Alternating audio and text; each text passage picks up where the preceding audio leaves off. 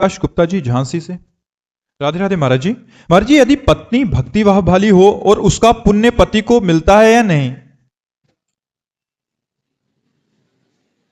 और पति भक्तिभाव वाला हो तो पत्नी को मिलता है? आपने पाणी ग्रहण किया है। जो पति होता है ऐसे होता है, पति का हाथ नीचे होता है और पत्नी का हाथ ऊपर, उसे पाणी ग्रहण संस्कार कहते हैं विवाह को। मतलब आज से मैं आपका सारा भार लेता हूं, अर्धांगिनी कही गई है। तो यदि पत्नी जब तक व्रत संयम नियम आदि कर रही है और पति मनमानी आचरण कर रहा है तो पति की दुर्गति होगी और पत्नी को परम कल्याण होगा। और पत्नी यदि केवल अपने पति में आसक्त है, पति की आज्ञा का पालन करती है, पति की सेवा में रहती है और कोई तप भजन नहीं है और पति उसका भजनानंदी है, तो उसका कल्याण हो जाएगा, पत्नी का कल्याण हो जाएगा पति उपासना मात्र से।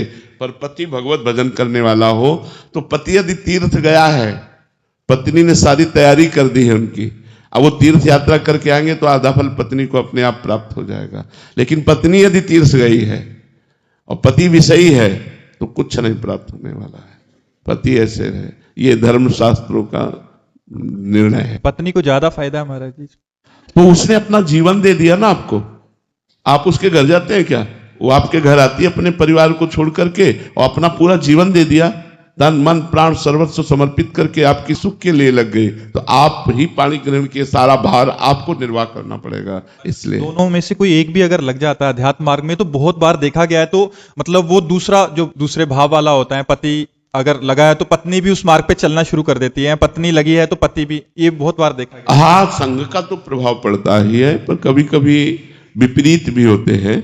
कई ऐसे भक्त आए हैं जो बताया, मतलब उनकी स्त्री स्वरूप में वो भक्त हैं, तो उन्होंने बताया कि हमारे सास ससुर और पति सब मांस खाते हैं, अब वो वैष्णव है तो बहुत समस्या आती है महाराज जी कैसे। तो ऐसे परिवार भी मिल जाते हैं जो भक्ति रहित होते हैं और बिटिया भक्ति वाली होती है, तो वहां उसको बड़ी समस्याएं होती है।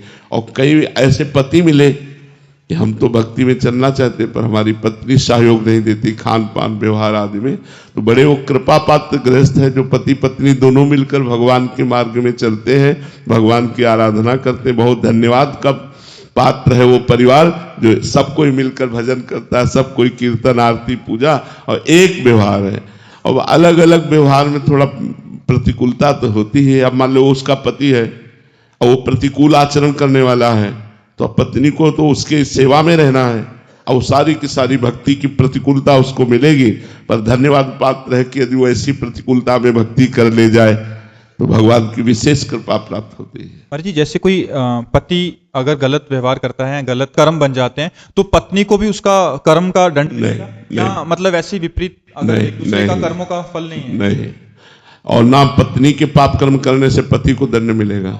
हाँ, पाप कर्म का अपना अपना है। पूर्ण धर्म कर्म के लिए वो धर्मिणी कह गई है, धर्म सहचारिणी कह गई है पत्नी को, जो है ना, कहते हैं ना कि हमारी धर्म पत्नी है, धर्म पत्नी, धर्म से युक्त। अगर आप अधर्म करते हो तो आप भोगी हो, वो पाप करती तो वो भोगे। पतिवंचक परपति रति करई, रौरव नरक कल्प सत परई। जो स्त्री अपने पति को छल करके कि पति को भुलावे में डालकर दूसरे पुरुष से संभोग करती है, वो करोड़ों वर्ष तक रौरव नरक में पड़ती है। बहुत बहुत ये सब पाप कर्म है, बहुत सावधानी से। जब ब्याह हो जाए तो बिल्कुल धर्म पूर्वक चलो।